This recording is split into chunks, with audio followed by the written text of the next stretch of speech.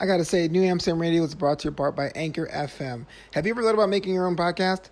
You see, when I was trying to get this podcast off the ground, I had a lot of questions. How do I record an episode? How do I get my show into all the apps people like to listen? How do I make money from my podcast? And most importantly, I don't want to deal with cables and wires and all those things. You see, the answer to every single one of these questions is pretty simple. Anchor. Anchor is the one-stop shop for recording, hosting, and distributing your podcast. And best of all, it's 100% free and ridiculously easy to use. And you can use your phone, which is pretty awesome. Now, Anchor can match you with great sponsors who want to advertise on your podcast. That means you can get paid to podcast right away. In fact, that's what I'm doing right now by reading this ad. So if you ever wanted to start a podcast and make money doing it, go to anchor.fm/start. That's anchor.fm/start to join me and the diverse community of podcasters already using Anchor. That's anchor.fm/start. I can't wait to hear your podcast.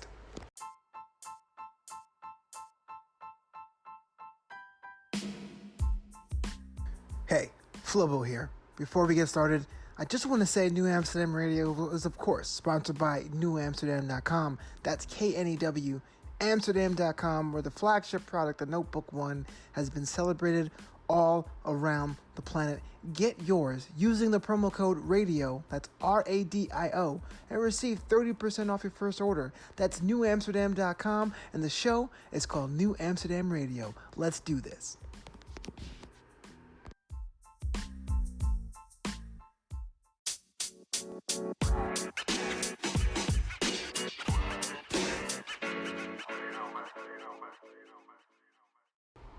Thank you so much for coming back and experiencing New Amsterdam Radio. I'm your host with the most, Flobo Boys. I want to thank you so much because we just started the show just a couple days ago, pretty much on a whim, and the responses have been pretty good. So thank you so much for checking it out. And if you find yourself wanting to tell a friend about the show, please do share, like, wherever you stream your podcasts. New Amsterdam Radio takes a look at the creative and the creative mindset and people who are iconoclastic in their fields. You know, we're looking at scientists, we're looking at drawers, we're looking at comedians, we're looking at everybody who somehow puts their imagination into action. And of course, this episode and others will be available right here as we go along at New Amsterdam Radio, powered by New Amsterdam.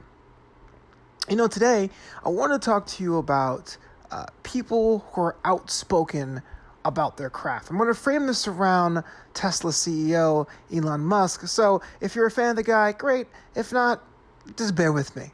Because to be fair, the thing about being a champion of your own brand or being a supporter of your own cause is that you end up being pretty polarizing. And we're looking at guys like from Pablo Picasso to Steve Jobs to Kanye West. There are people who are fans of the guy, of the man, of the person, and there are fans of the brand, there's fans of the influence, and there's some people who aren't fans of neither. Now, for those of you who don't know much about Elon Musk, his thing in a nutshell is this. Made a lot of money with PayPal, sold it off, started a couple companies, the Boring Company. Tesla seems to be the more well-known household name brand that he's founded. And one of the innovations of Tesla as a motor car company was pretty much bringing electric-powered car to the masses. And he did this through a process of trickling down, meaning he had this electric technology put into vehicles for the luxury market with the intent of eventually bringing it down market to the masses. Now, this is actually pretty smart.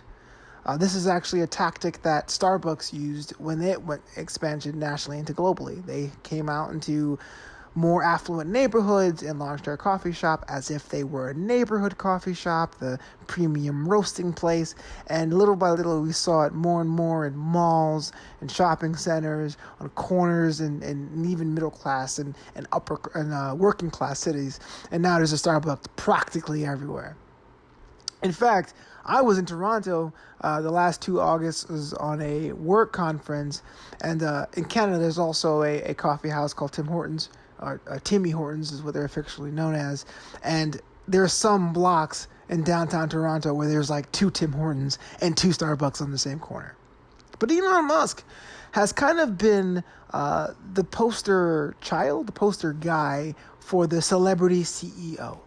He influenced a generation of young men and women of being someone who looked at things differently, someone who was able to build a platform and to build a brand and to push innovation in all different segments. But the thing is about him is he's very outspoken on social media. A lot of people who are free-spirited thinkers tend to be that way. You can't be a visionary without having perhaps unorthodox opinions.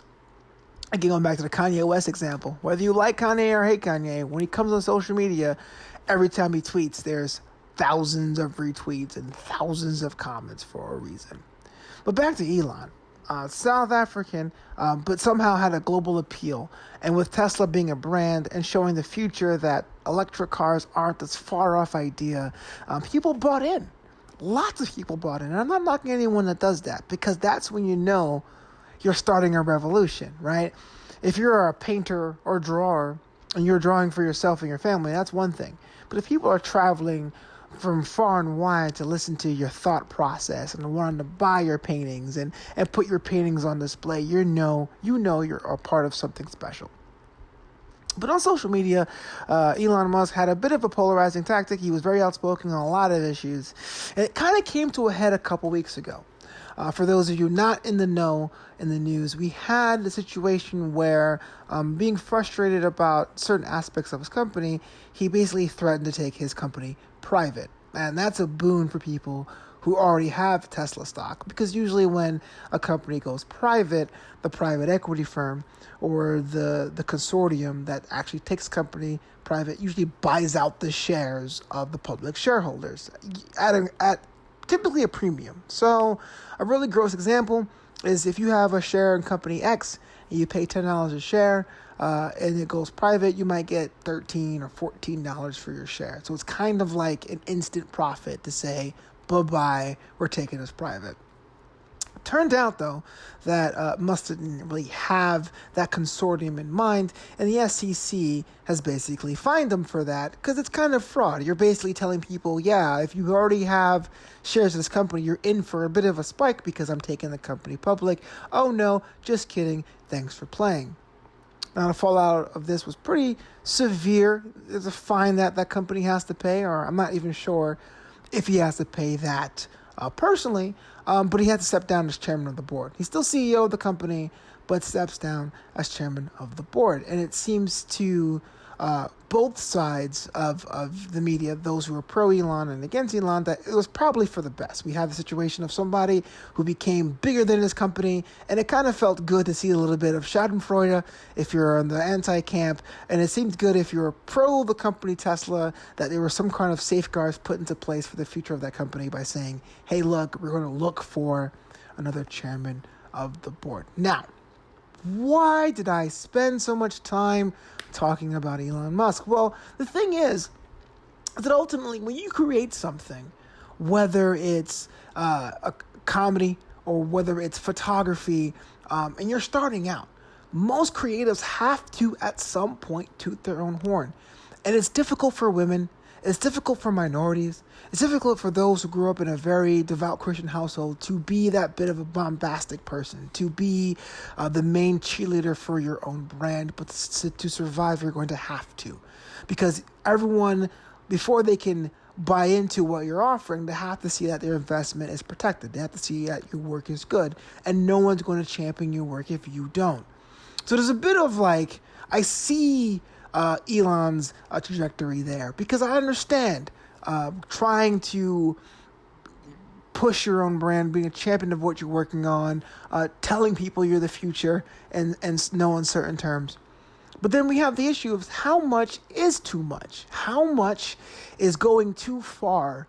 How much is pushing the envelope? Maybe how much is it before we realize, hey, it was great you pushed this over the line, but let this second team, this third team take it over. And there's not going to be an answer discussed today. I don't know the answers themselves. But it's something very particular to think about. Because if you do create something, it's very important that you go out there and share it with people and tell people and say what you're working on and let people peer into your thought process, your working process. This is why social media has gone from being a fun, cool thing to a brand enhancer to being like table stakes. You need a social media presence, because how else will strangers see what you're working on? How else will strangers see the work in progress? But there is a kind of like a fear there. How much is too much? You may have a very strong opinion about a lot of issues, but how much is it letting others into your process? And how much is it saying, oh man, I may be a detriment to my own brand if I say something out of line? Now, everyone's going to have their own answer for that. And I think the smaller you are, the more nimble you are, the more you can get away with, right? I can make an ice cream brand and say, no, this ice cream brand is going to support anyone who is going to live a plant-based diet. And I can say, yeah, my product is dairy-free, and I can write blogs and go on talk shows and say, hey, man, dairy from cows is not the best. It's all about the plant-based life. And if it's just one person and I have one small product, that may be okay. That may be the story people buy into, because folks don't buy products and services anymore. They buy into stories. Any marketer can tell you that.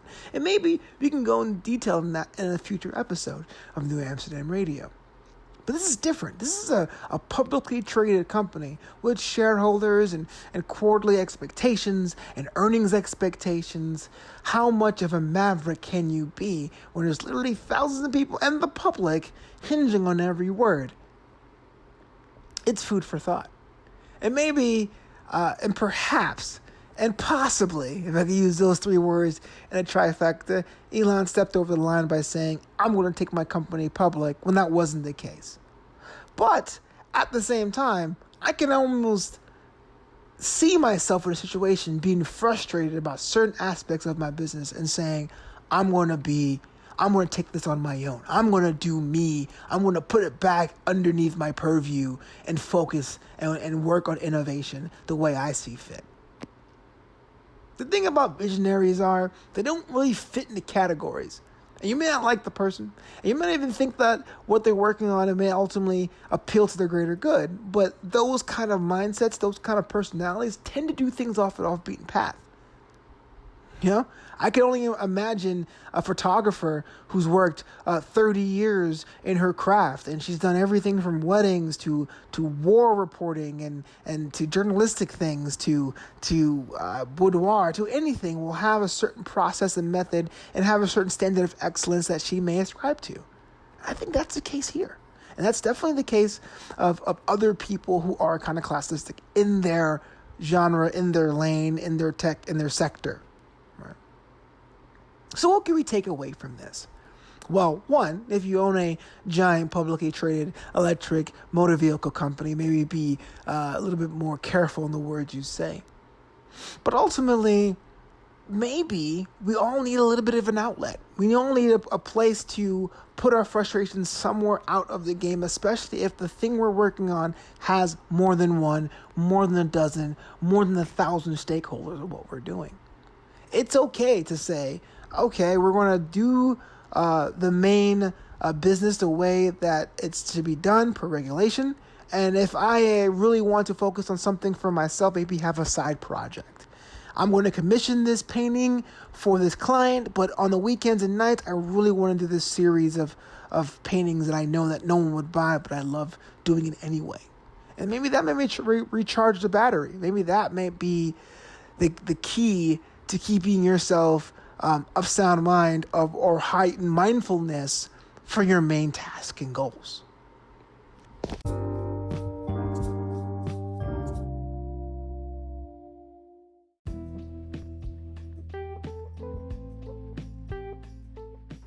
Just want to say thank you so much for listening to this edition of New Amsterdam Radio. We're taking a look at creative processes from people in the news, people we know around the corner and around the block. The thing is about being a creative person, it doesn't matter how famous, it doesn't matter how big you are or how big you think you are. There is a bit of a common formula for those who think outside the box to innovate. And it's our job to find out who these people are and how they do what they do. Thank you so much for listening to this edition. Definitely this and every episode of New Amsterdam Radio is available wherever you stream your podcasts. And check out the site, newamsterdam.com, KNEW, Amsterdam.com. Pick up yourself a notebook one. I know you enjoyed. Handcrafted it myself. And tell a friend about the brand. For me, my name is Lobo Boys. I'm all over the internet too. Check me out at flobito.com. That's FLOBITO.com. And as we grow the New Amsterdam brand, I want you guys to come with me. I want you guys to be part of the journey. So tell a friend, share the podcast, buy a notebook, see one of my shows, email me with questions, comments, or concerns. All of that is great. All of that is love. And until next time, catch you later.